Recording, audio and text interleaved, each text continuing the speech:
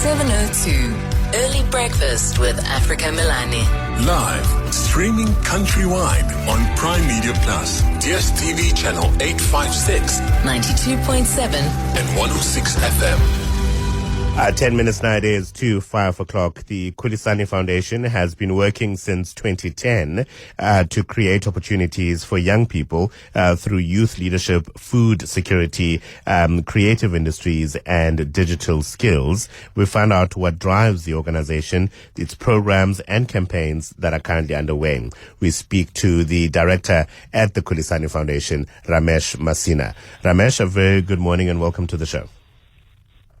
Thank you very much, Africa, and a very good morning to you. Talk to us about the work that you do. What are some of these programs that you put in place in communities where you are having impact? Well, I think if I could just quickly intro who we are. We're a non-profit organization that focuses on the development of young people.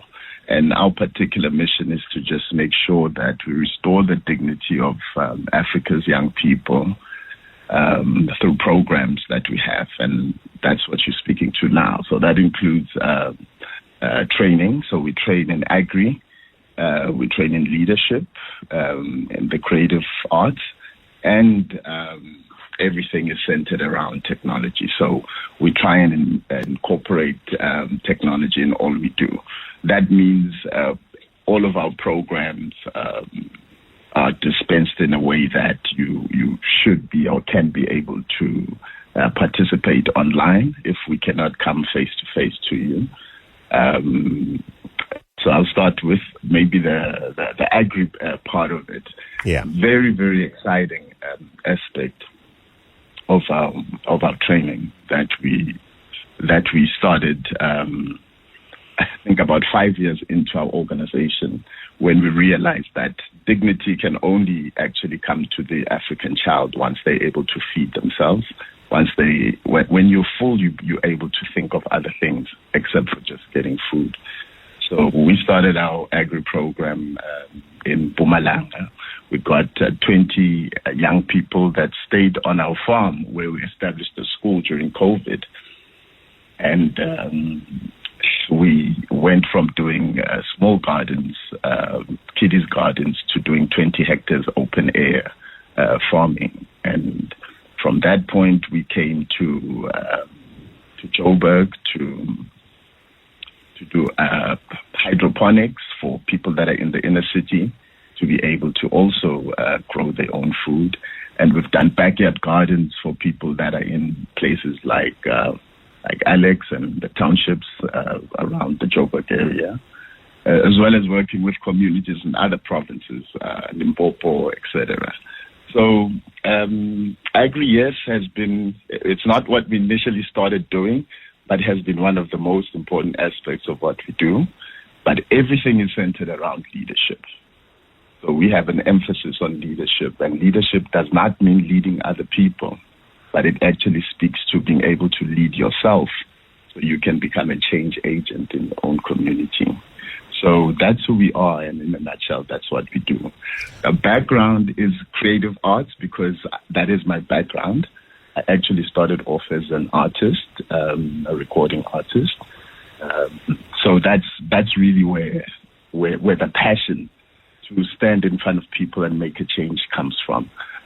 Creative arts, one of our earlier projects was Classics Volume 1, which was fusing classical music with contemporary music, making sure that you use hip-hop to have a positive message for young people, a message that addresses issues that affect young people, and find healing through the music. So you heal your communities through the music that you're making versus having the music as a destructive aspect of young people's lives. So in a nutshell, that's who we are and that's what we do.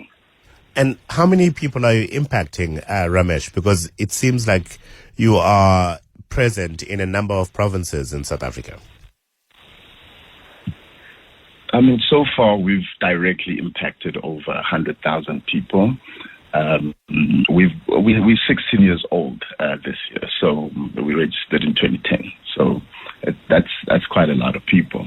But of course, there's a ripple effect to the impact. You impact one person and they go in their community and impact many more others. So we never really know what the true impact of our work is. But over the 16 years, we've had a direct impact with over 100,000 people. And I imagine the young people are lapping it up, right? Particularly given how technology is a cornerstone of how you're engaging and intervening. Well, yes, this is something young people really get into, but you'd be surprised. Young people still want that personal engagement. Young people still want us to come out into the communities. We actually, as we speak about it, we're on our way to Soweto right now for a community we're doing in for a community project we're running in Moletsane with the Gracia Michelle Trust. Young people still want that personal contact. And us as organizations that work with communities, we still need to go out and be in the community that we want to make a difference in.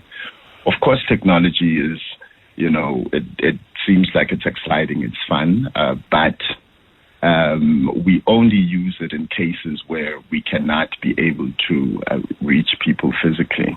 So I think the most exciting aspect of it is to actually see us in person, to actually see the people that say they care about the community, being in the community, and not for an event, seeing you over time and over years. And that's been our approach. So we've made it our ethos to make sure that we stay in communities that we work with versus, let's do one event for a day, take pictures and then leave.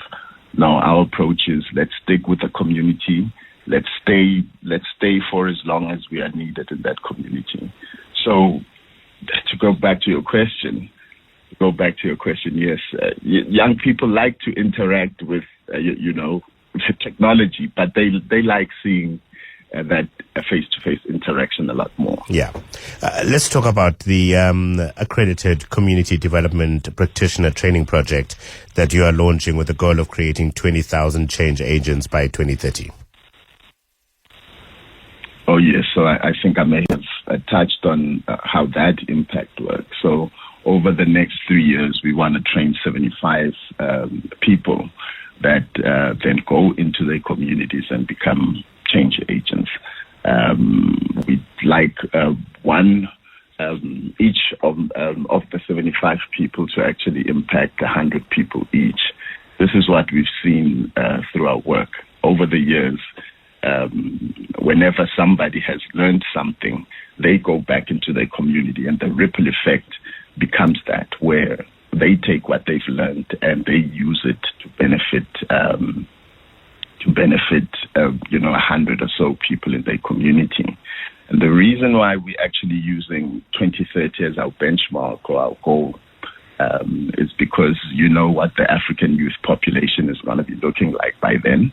We're the biggest youth population or single population in the world as far as numbers are concerned. So we want young African people to be able to take on their leadership position when the time comes, when the future actually comes and it's no longer in the future. We want them to be able to be leaders and to be able to be sustaining themselves, sustaining their livelihoods, and playing an active part in their communities. So that's our goal for South Africa. That's our goal for the continent.